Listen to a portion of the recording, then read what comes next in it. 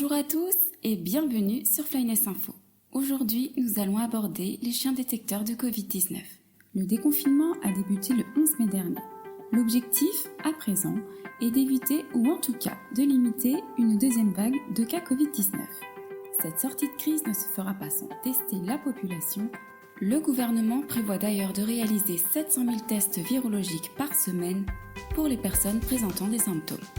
Quels tests utilise-t-on pour détecter la Covid-19 ? Il existe les tests PCR ou virologiques qui s'effectuent uniquement par des médecins ou des infirmières. Le prélèvement nasopharyngé par lequel on enfonce un écouvillon par voie nasale nécessitant la maîtrise d'un geste particulier.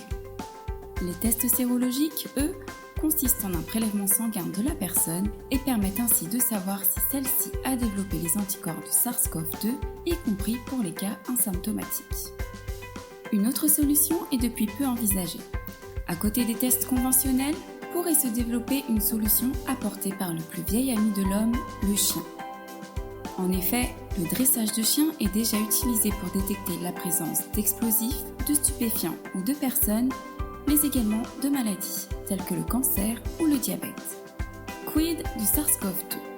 Une étude britannique menée par le Medical Detection Dogs et ses partenaires laisse entendre que ces canidés pourraient être capables de flairer le virus. Comment ? Schématiquement, la Covid-19 laisserait des traces que le corps de personnes atteintes du virus, même asymptomatiques, évacuerait et que les chiens pourraient sentir. Les chiens seraient formés à la détection du SARS-CoV-2 de la même manière que pour la détection des cellules cancéreuses, c'est-à-dire en flairant des échantillons provenant de personnes infectées. Cette option permettrait, selon les chercheurs, un dépistage rapide, efficace et non invasif. La France est elle aussi engagée dans l'aventure. L'étude est menée par le professeur Dominique Grandjean de l'école vétérinaire Maisons-Alfort, entouré, entre autres, de pompiers. L'étude française se base sur des échantillons de sueur de patients. Celle-ci ne présenterait aucun risque de contamination, ni pour l'humain, ni pour le chien. L'apprentissage par le chien de la détection du virus ne serait que d'une semaine, car ces derniers sont déjà des chiens d'utilité. Le professeur espère par ce biais des dépistages fiables et massifs. Rappelons que le but, pour le moment, n'est pas de substituer les tests existants par les chiens détecteurs de Covid-19, mais plutôt de prédiagnostiquer des cas qui devront être confirmés par les tests virologiques ou sérologiques.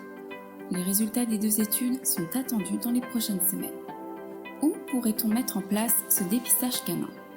Selon le professeur Steve Lindsay de l'université de Durham, l'utilisation de cette méthode pourrait bénéficier aux aéroports.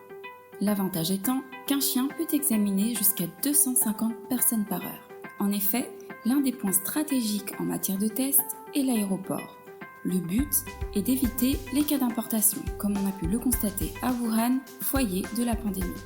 Le dépistage du virus au départ des passagers limiterait les risques de sa propagation et éviterait une éventuelle mise en quarantaine lors de l'arrivée à destination.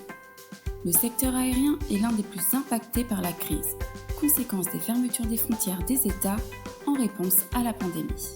Le trafic aérien a tellement diminué que le gestionnaire Paris Aéroport a décidé de fermer l'aéroport d'Orly et de transférer tous les vols commerciaux à l'aéroport de Roissy-Charles de Gaulle. Premier aéroport en termes de fréquentation sur l'Hexagone, qui lui aussi se trouve diminué de quelques terminaux. Des mesures sanitaires ont déjà été mises en place, telles que le port obligatoire du masque ou encore l'installation de caméras thermiques qui permettront d'isoler une personne ayant une température supérieure à 38 degrés. L'aéroport Roissy-Charles de Gaulle dispose déjà de chiens détecteurs d'explosifs et de stupéfiants. Reste à savoir, dans le cas où les études s'avéreraient concluantes et leur protocole validé, s'il est prévu de leur apprendre à détecter cette nouvelle menace. Dans la positive, qui des services compétents d'État, comme la douane et la gendarmerie, ou des sociétés privées, seraient en charge de cette nouvelle activité ? Si les contrôles ont lieu à l'aéroport de départ des passagers, y aurait-il une normalisation des règles sanitaires au niveau européen, comme c'est déjà le cas en sûreté aéroportuaire, pour dispenser les voyageurs de dépistage Covid-19 à leur arrivée ? Pour le moment, l'Union européenne n'est pas encore coordonnée sur ce sujet, l'objectif étant d'instaurer un climat de confiance suffisant pour ne pas empêcher les déplacements des passagers intra-espace Schengen, la période estivale arrivant à grands pas.